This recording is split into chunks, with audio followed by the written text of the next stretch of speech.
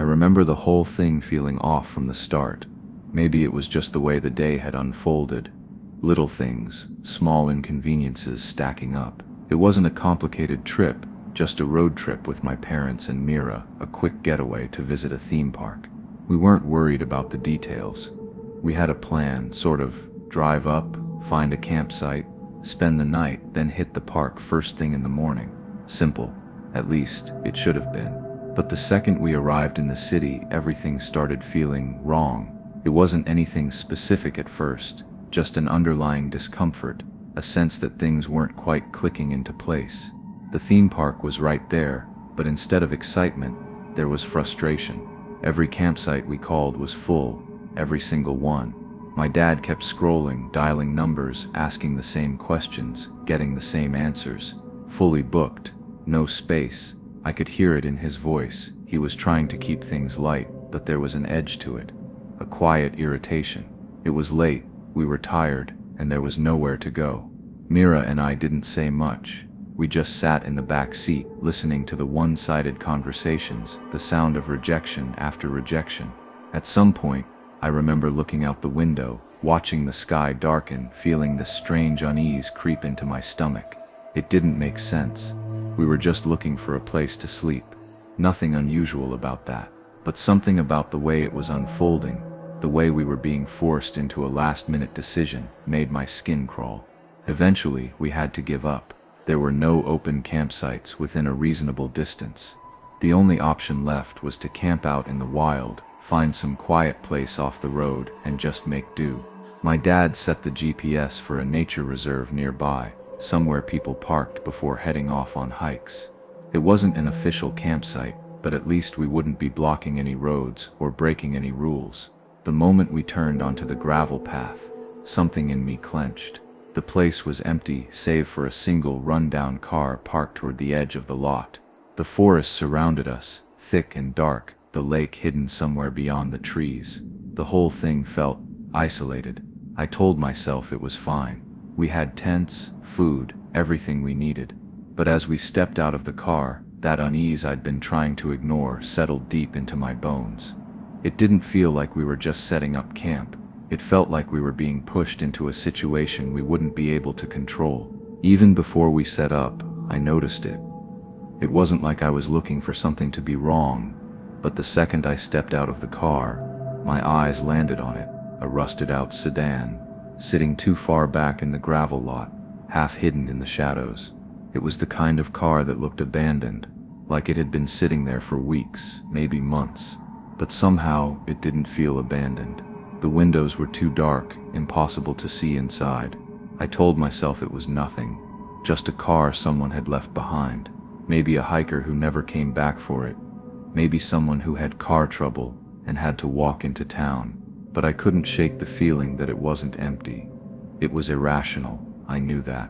But the thought crept in anyway. I kept stealing glances at it while we unpacked, expecting, half dreading to see movement.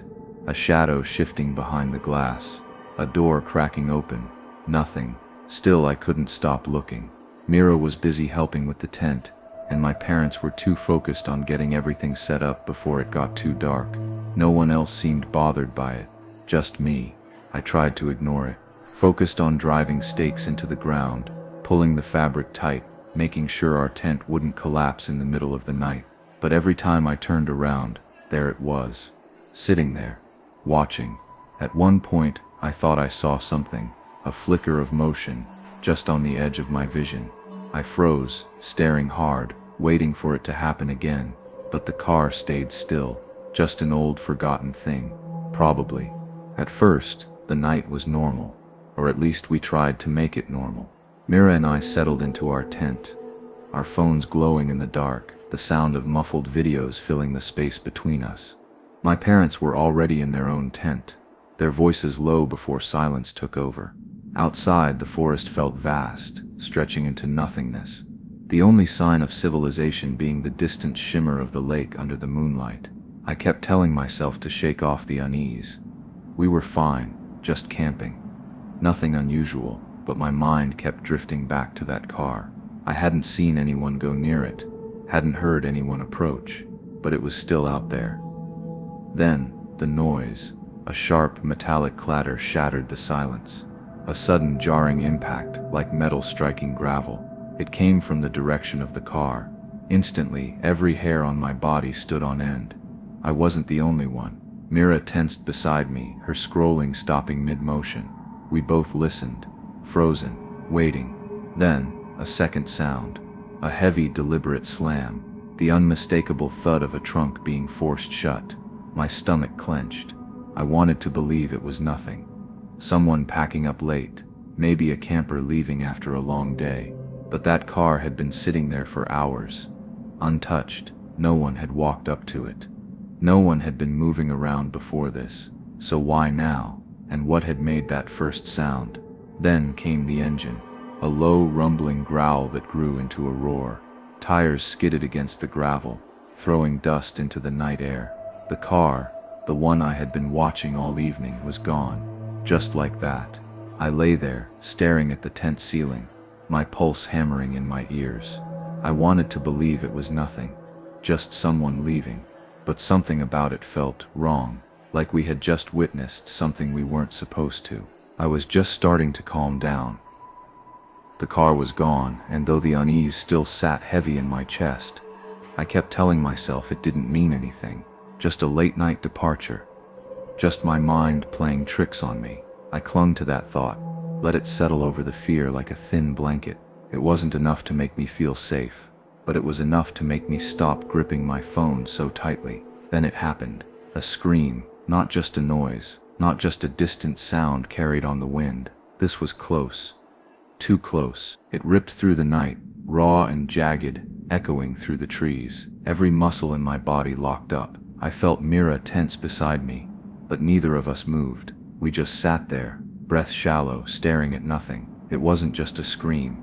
It was wrong. I've heard people scream before. Laughter, anger, frustration, even pain. But this wasn't like any of those. This was something else entirely. It wasn't calling for help. It wasn't a warning. It was pure, undiluted terror. The kind of sound someone makes when they know, without a doubt, that they're about to die. A thick silence followed, stretching out unnaturally, as if the whole forest had sucked in a breath and refused to let it out.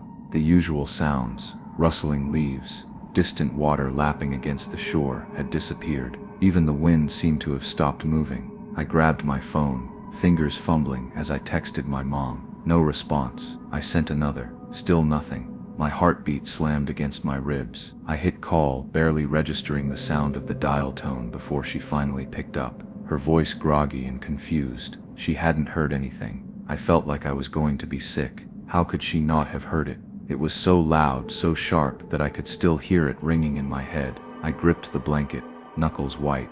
My stomach was tight, twisted into something unnatural. I wanted to believe her. I needed to believe her. But I couldn't shake the feeling that something out there, something just beyond the reach of our flashlights, wasn't over yet.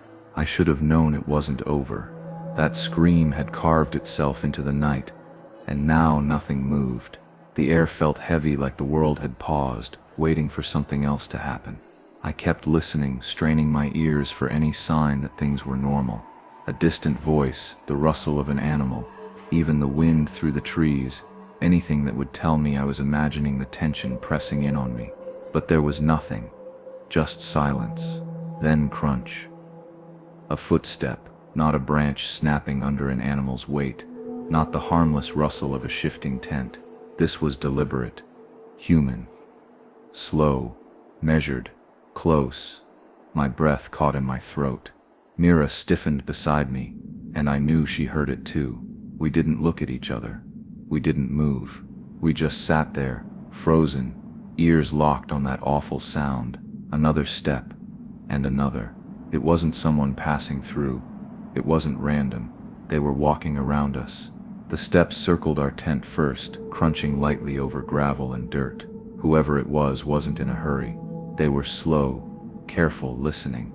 Then they moved away, toward my parents' tent. I squeezed my eyes shut. My heartbeat was pounding so hard I was afraid they'd hear it. Another pause, another shift in movement. The steps moved again, toward the car. I forced myself to count the seconds, trying to anchor myself to something. 5, 10, 15. Then nothing, just stillness. A silence even heavier than before. I waited. I waited for the footsteps to start again, to retreat, to do anything. But they didn't, because whoever it was had stopped, right next to us. I don't even remember the decision to move. 1 second, Mira and I were curled up in the tent, paralyzed, and the next, we were in the car.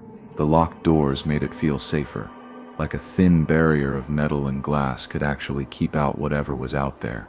I kept telling myself it was enough, that nothing could happen to us here, but my hands wouldn't stop shaking. The air inside felt too still, our breathing too loud. I kept my phone in my lap, gripping it tight, but I didn't know who to call.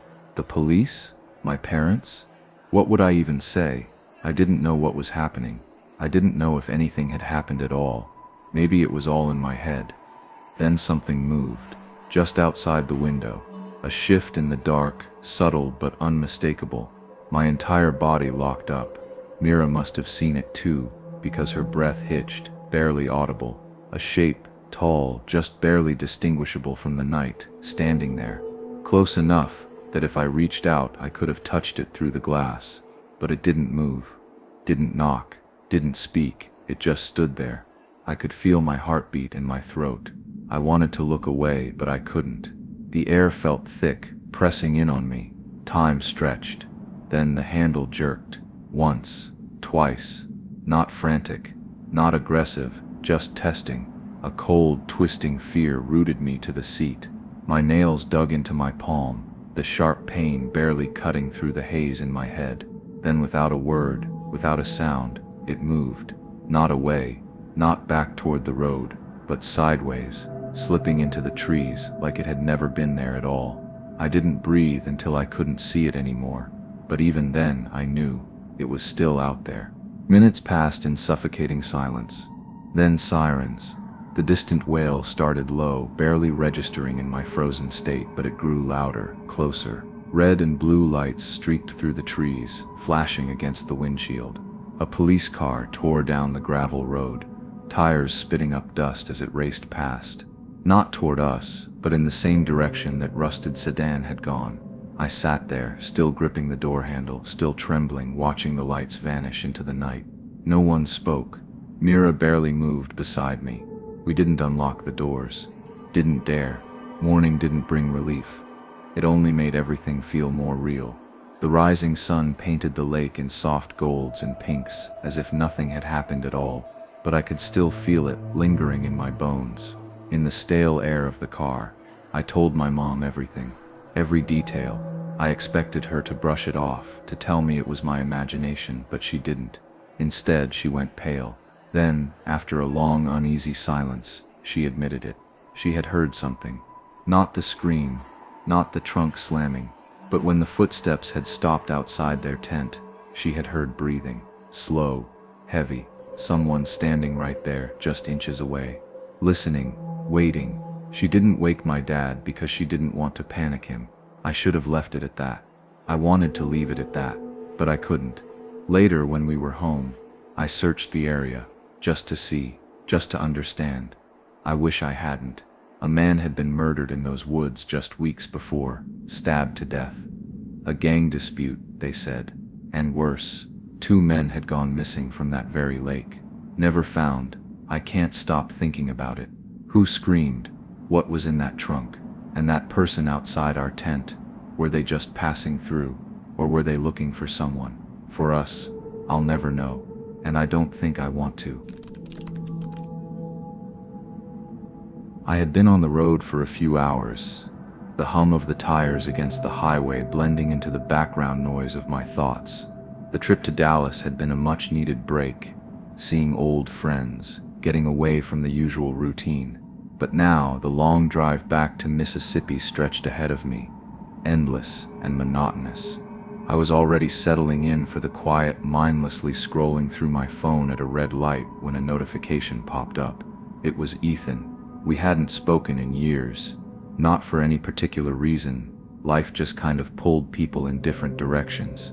But we followed each other online, the way you do with people you used to be close with but never actually interact with. His message was short, casual. "When you heading back?" I typed out "today" without thinking much about it. A few seconds later he replied. Said he lived about an hour outside Dallas now, right in the direction I was already headed. Told me I should stop by, have a drink, catch up. I hesitated, not because I didn't want to see him, but because it was so random.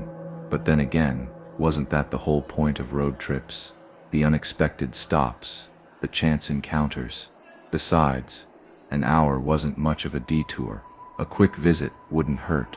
I switched my GPS to the address he sent. An hour and 15 minutes. Seemed easy enough. I put my phone down, checked my mirrors, and pulled back onto the highway. I had no idea that would be the last normal decision I made that night. The drive to Ethan's place took me off the main highway down quieter roads that twisted through patches of thick trees. The farther I went, the less I saw of gas stations and fast food chains, until it was just long stretches of dark road punctuated by the occasional mailbox. His place wasn't completely out in the middle of nowhere, but it was tucked away enough that you'd never end up there unless you meant to. When I pulled up, the house stood against the trees, old but solid, the kind of place built back when homes were meant to last. There was something about it that felt untouched by time, like it had been sitting here exactly as it was for decades. The wooden porch groaned under my steps as I made my way to the door, and when it swung open there was Ethan grinning like no time had passed. It felt weirdly natural, slipping back into conversation like we hadn't lost all those years. We sat in the living room, whiskey glasses in hand, talking about high school, old friends, where life had taken us. The place had a certain warmth to it, not cozy exactly, but lived in. The furniture was sturdy, a little out of style, the walls lined with shelves of books and knickknacks that looked like they hadn't been moved in years.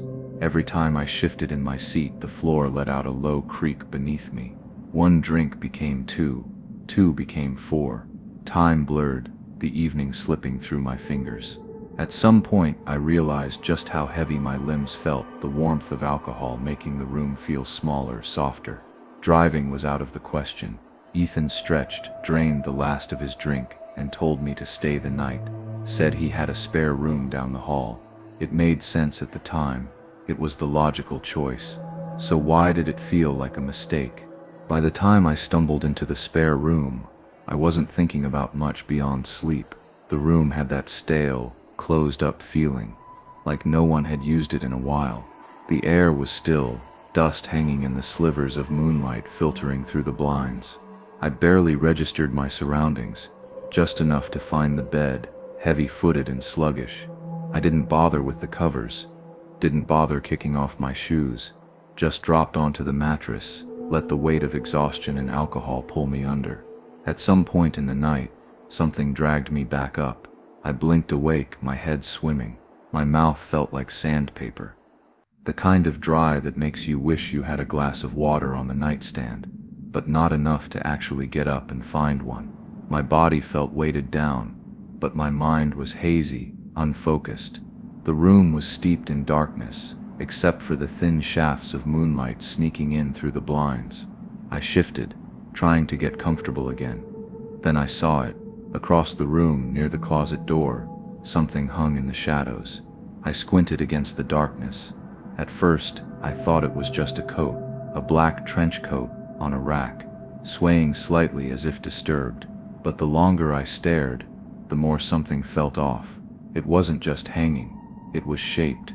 The upper portion was too broad, like shoulders.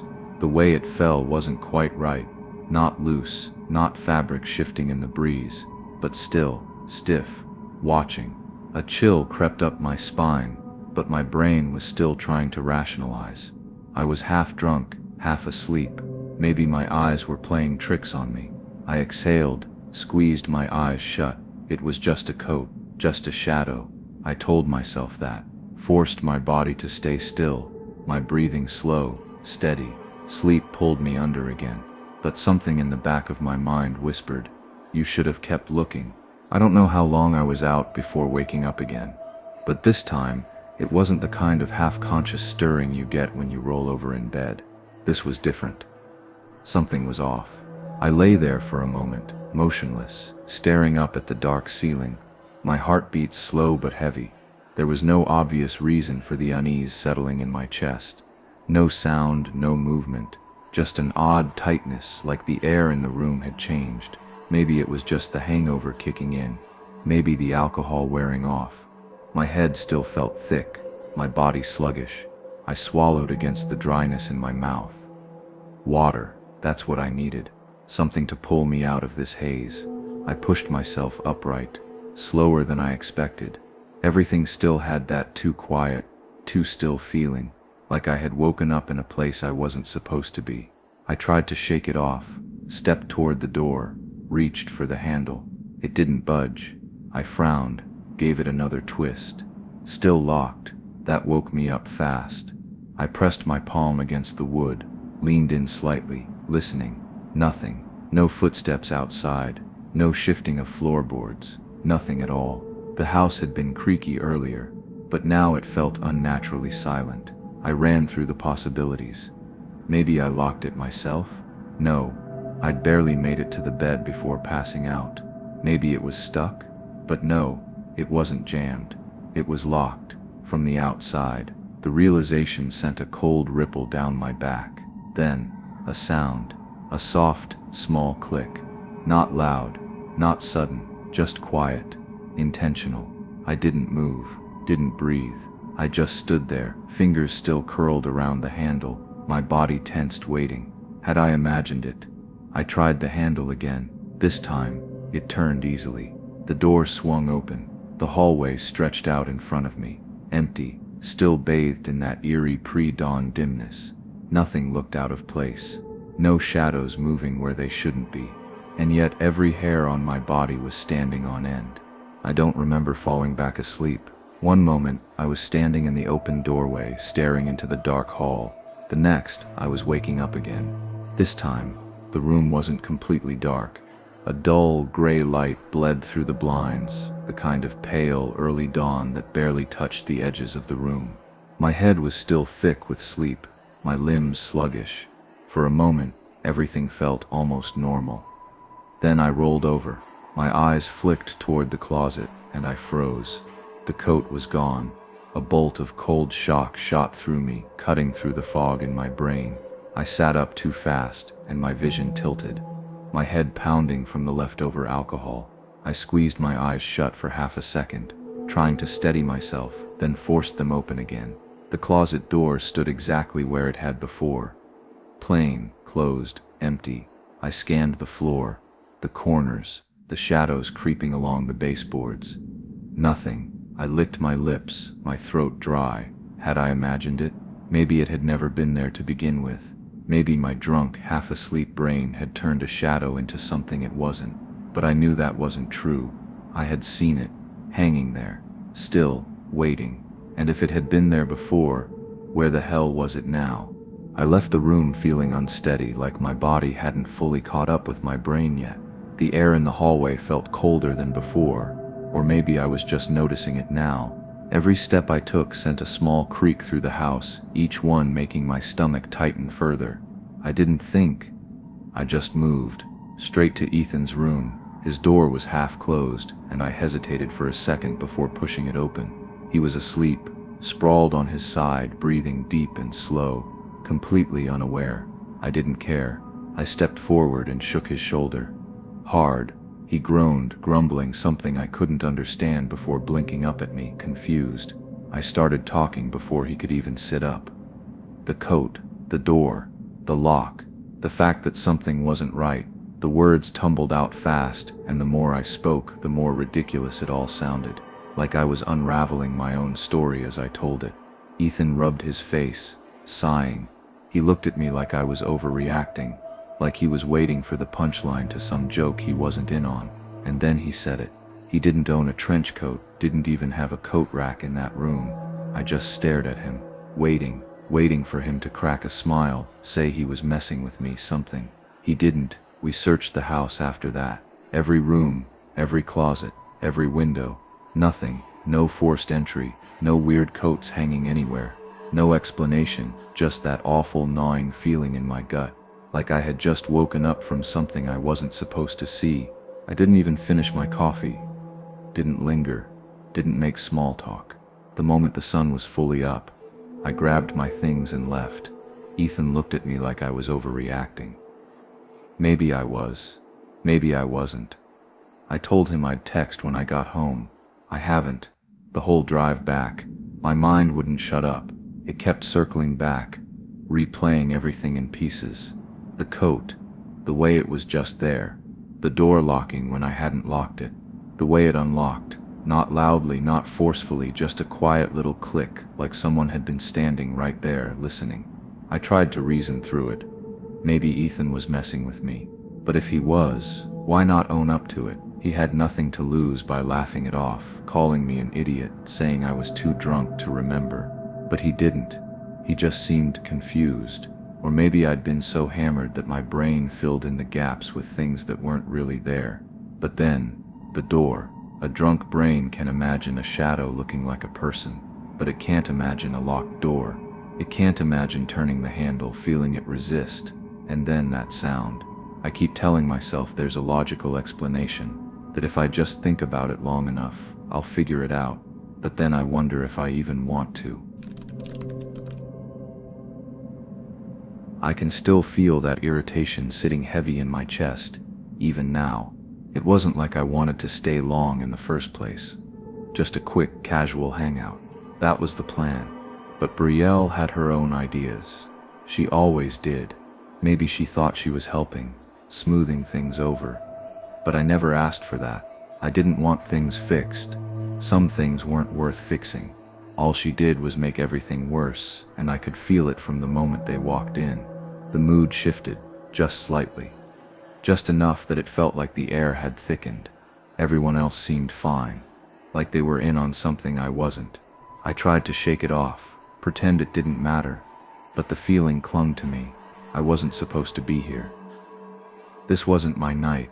I felt like a guest in my own friend group, stuck in some version of events I never agreed to. I could have faked a smile, played along, but why bother?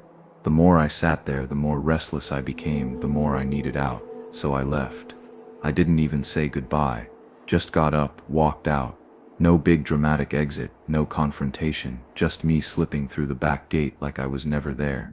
I sent Brielle a text once I was already halfway down the street, more as a formality than anything. She kept spamming my phone, all apologies and begging me to come back, but I was done. Done with her games, done with the night.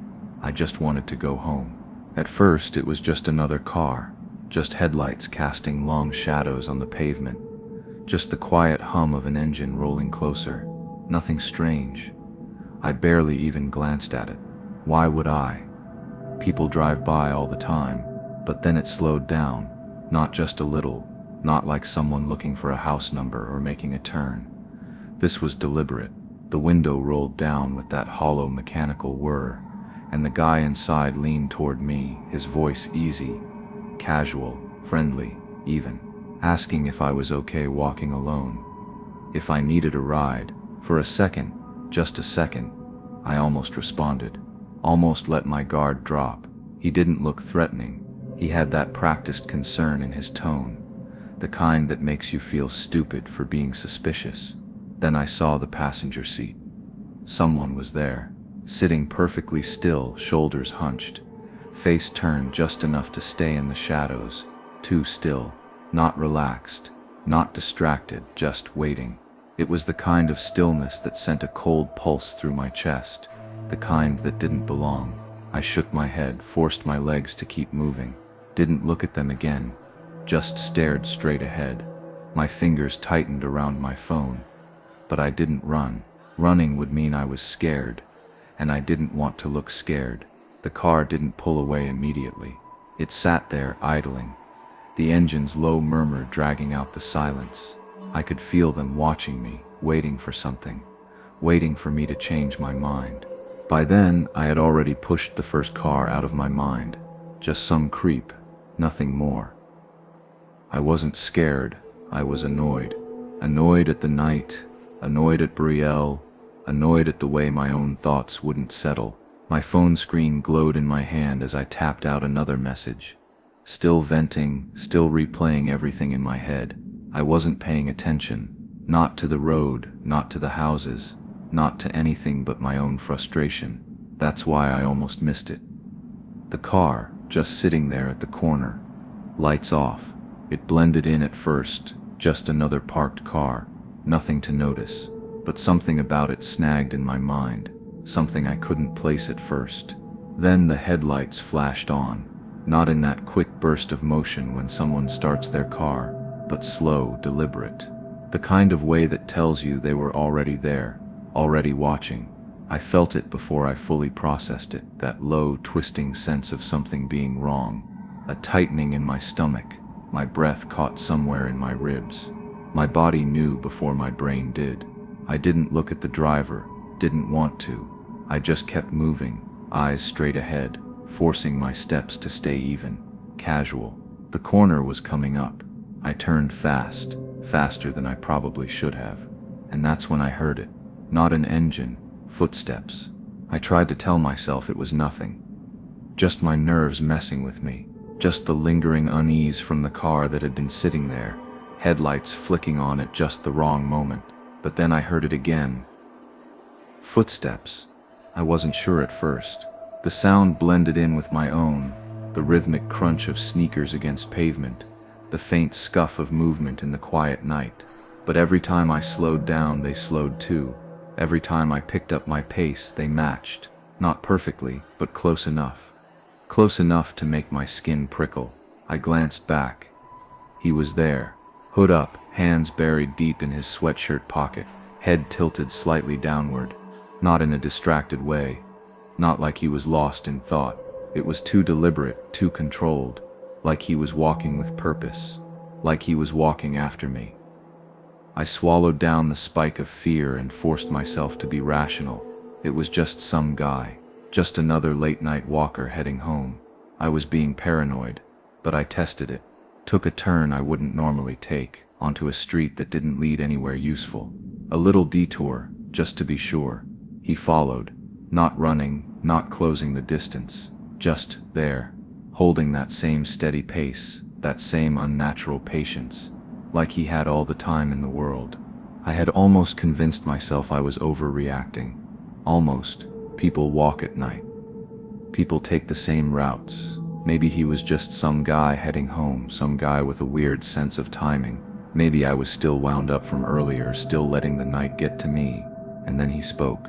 It was something casual, something light, the kind of thing you say to make conversation, to ease tension. But his voice, there was something in it, that same patience, that same deliberate control, like he was testing the weight of his own words.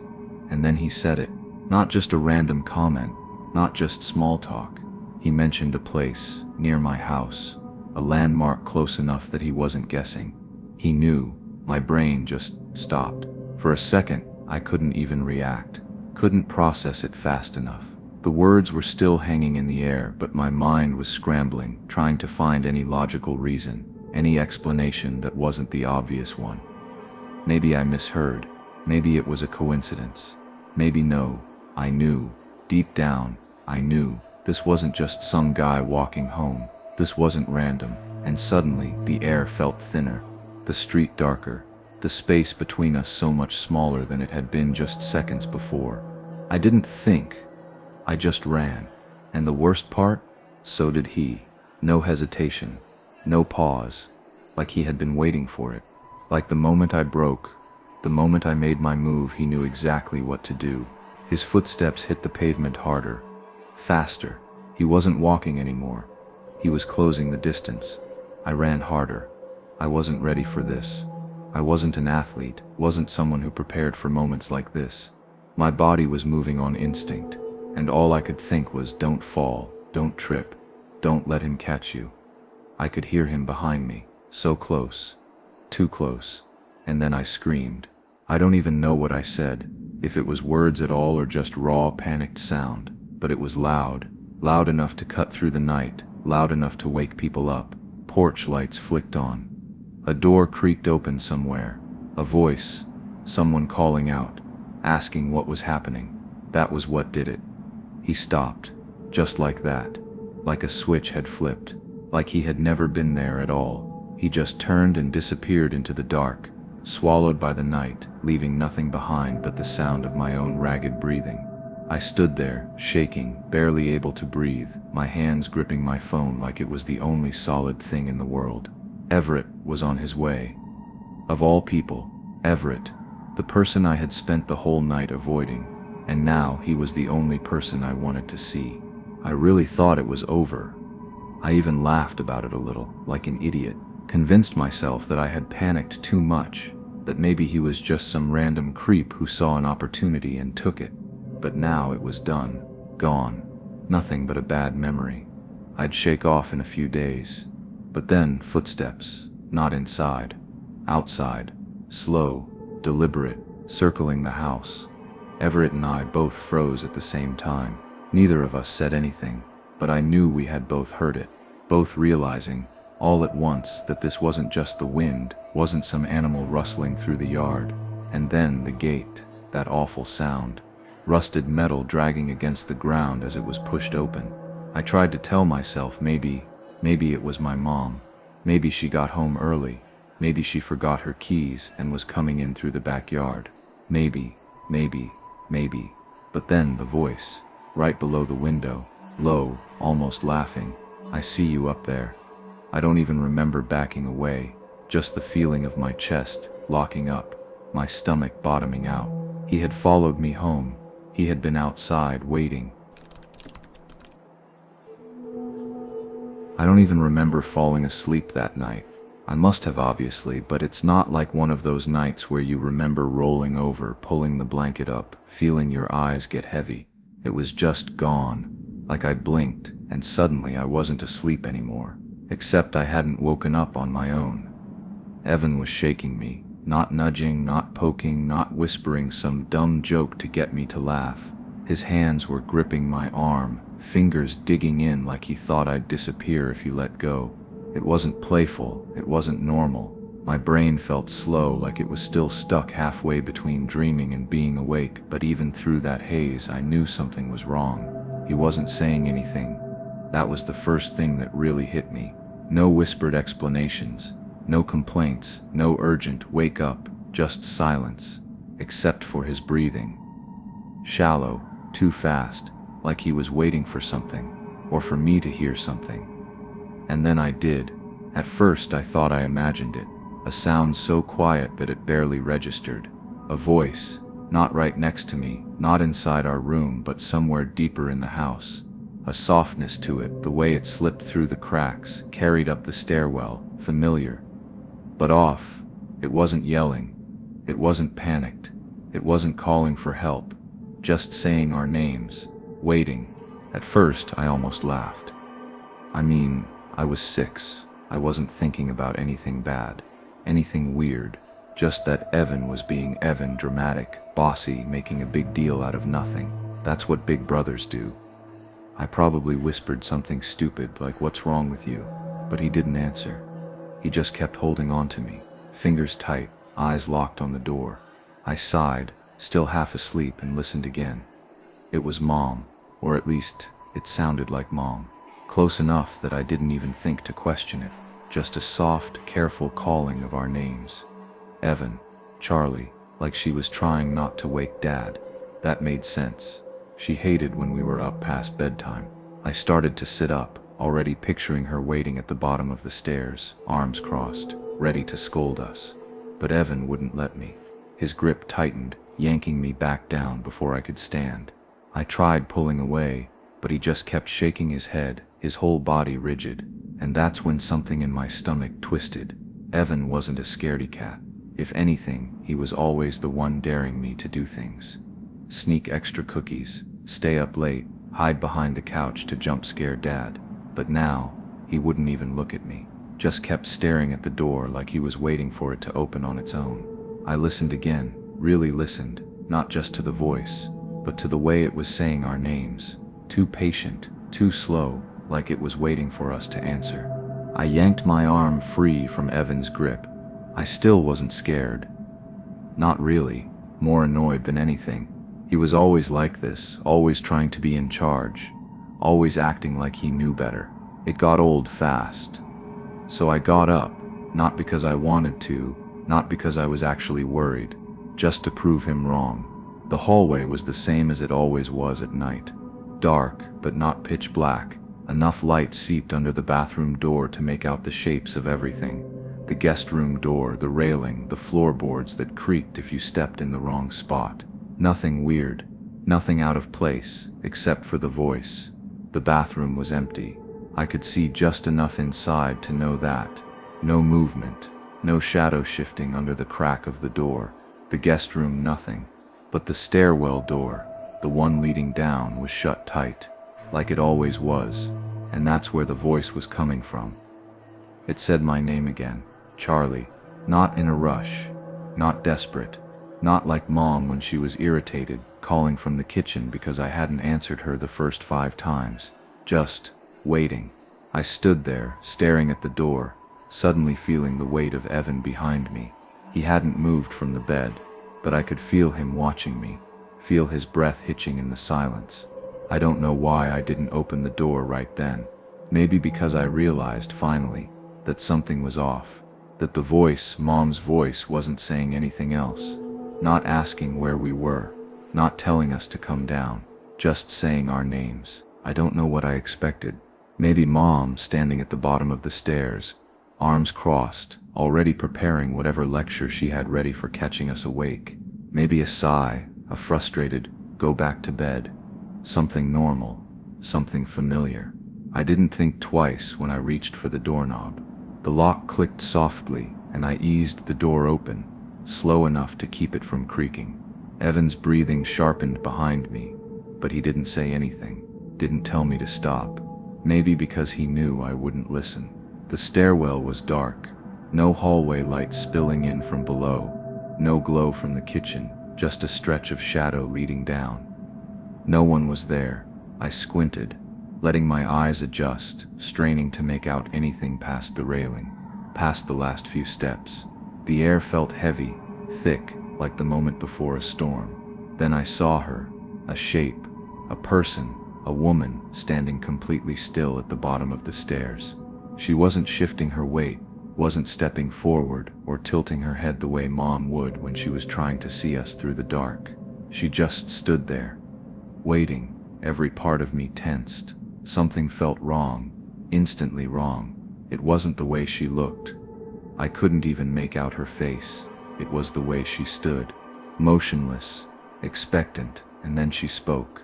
Not loud, not irritated, just soft, calm, telling me so gently to come downstairs. I don't remember making the decision to move. 1 second, I was staring down at her. The shape, the stillness, the way she just waited, and the next my hand was back on the door, pushing it shut, locking it. I barely even breathed. Something about the way she spoke, the way she saw me the instant I saw her, made every nerve in my body fire at once, like my instincts had caught up before my brain did. Evan was already behind me. I didn't even have to look. I could feel him practically breathing down my neck, grabbing at my arm, dragging me backward toward our bedroom. No hesitation, no talking, just moving. My feet barely touched the floor before I spun around and locked our bedroom door too. Click, and that's when I heard it. The doorknob, the one I had just locked, turning, not yanking, not banging, not shaking in frustration like Dad did when we locked doors we weren't supposed to. Just turning, slow, testing.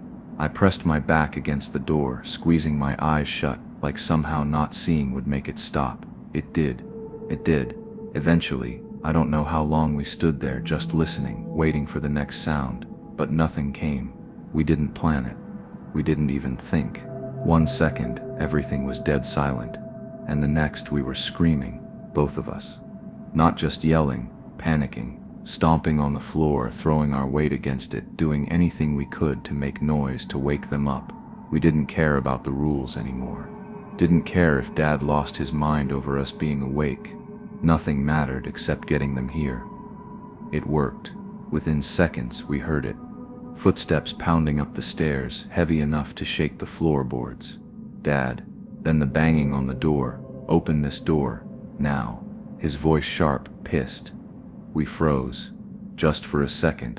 I turned to Evan. He was glued to my side, barely breathing, his face pale in the dark.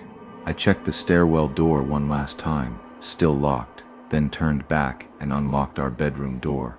My hands were shaking so bad I almost missed the latch. The door flew open. Dad was right there, already halfway through some angry rant, but he stopped the second he saw our faces. Mom was right behind him. I don't even remember what I said first. Maybe nothing. Maybe I just opened my mouth, and the words didn't come out right. But I know my voice was shaking, and I know that the second we told her, her face changed. Dad was gone before we even finished talking. Down the stairs, moving fast. Mom didn't follow. She just stood there, one hand on my shoulder, the other on Evan's, like she was listening for something we couldn't hear. And then Dad's voice. Sharp, clipped, calling up the stairs. Did you leave the front door open? I swear, I felt it before I even understood it. A drop in my stomach. A creeping, cold kind of fear. Because no, we didn't. We wouldn't. The house was silent. And then movement. Footsteps. Something shifting downstairs. Not Dad. Something else. We didn't move. We didn't breathe. And then a sound from outside. Not from the house, but from the street. A car pulling up. Slow. Tires crunching against the pavement. I peeked through the blinds. Evan did too. Red and blue lights. A police car. We didn't go downstairs. Not that night. Not after that. And no one ever really told us anything. Whenever we asked, Mom just shrugged. Probably some crazy person. Like that explained it. Dad was worse.